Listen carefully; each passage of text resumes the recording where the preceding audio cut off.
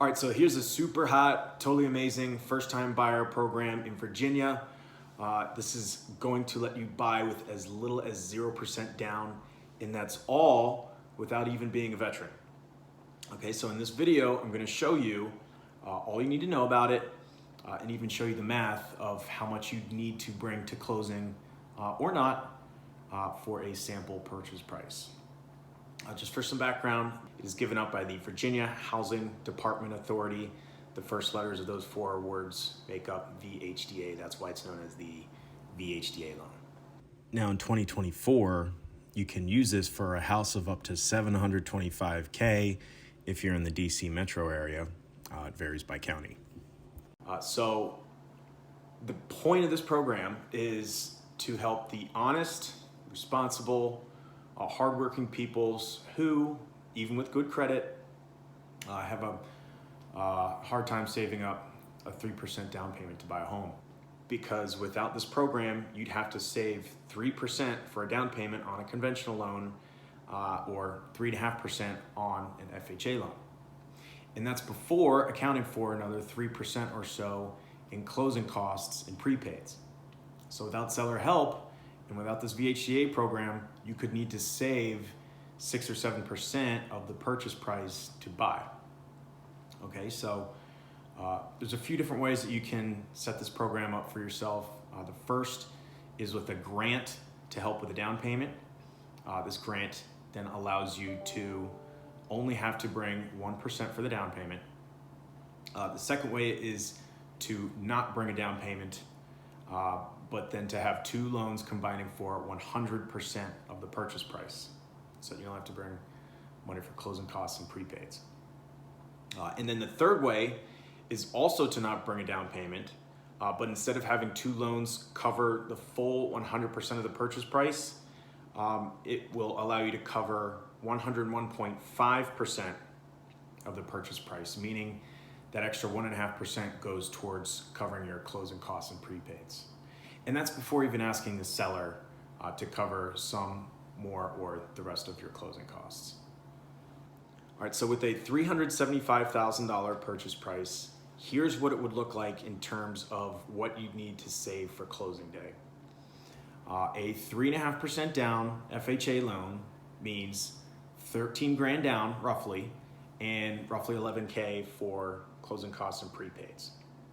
So that's 24,000 and change total. That's not using VHDA. Okay, now a 3% down conventional loan means roughly 11K for the down payment and roughly 11K for closing costs. So that's 22,000 and change, also without using the program. Then the first VHDA option, using the grant, means $3,750 down and roughly 11K for extras. Okay, so that's about 15 grand total. Now it gets better, okay? The second option, the 100% financing, means no down payment and just roughly 11K for closing costs and prepaids. All right, and then the third option, the 101.5% financing, means you only bring about $5,600 for closing day. And that's before you take into the account that, the fact that your agent can negotiate for the seller to pay for some of those closing costs. All right, so let's say we did that then.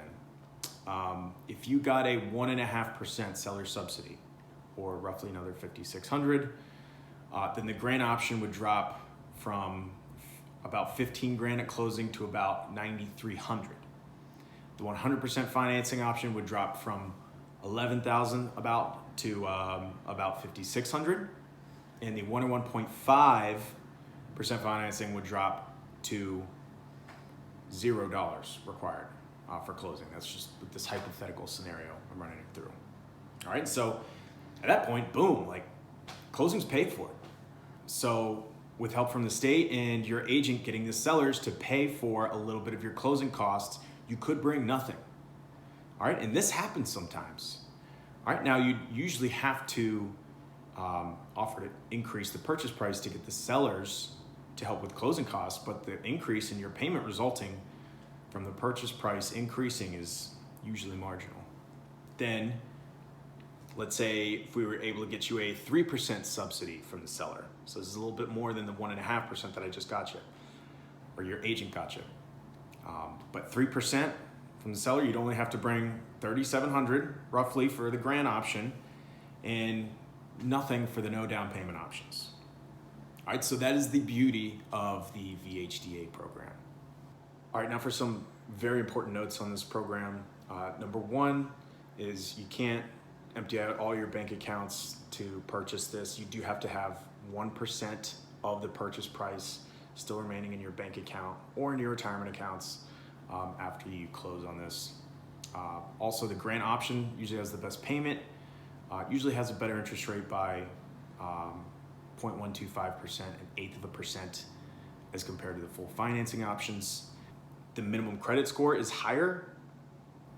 For the 101.5% option, it's at 680 right now, whereas the other two have credit score minimums of 620. Another point, if the seller won't contribute for closing costs, you can increase your rate a little bit to cover some more of those on your own. You can close this in about 30 days. It's not the fastest time frame. We do a lot faster on other loans, but that's typical for the industry, is about 30 days. You have to be a first-time buyer, meaning you can't have owned a home in the last 3 years leading up to your closing day. This has to be an owner-occupied primary residence. There is an income limit on it. Now, these do vary based on county and how many people are going to be living in the home, but near DC, income limit can be up to $228K, and that's a high income limit, but that is for a less competitive rate than some of the other versions of VHDA. You do have to take and pass a test on your home buyer knowledge before you get this, but you don't have to do it before closing. You don't even have to pass that before you apply or even go under contract, but you do have to take that eventually. Now for figuring out payments, if you have more questions, call me, email me. That's why I do these videos. Okay, I do want you to watch these to then eventually engage with me offline at some point so we can get you into a house. You got to take action at some point to then get to where you want to go. But thank you for watching, and please subscribe.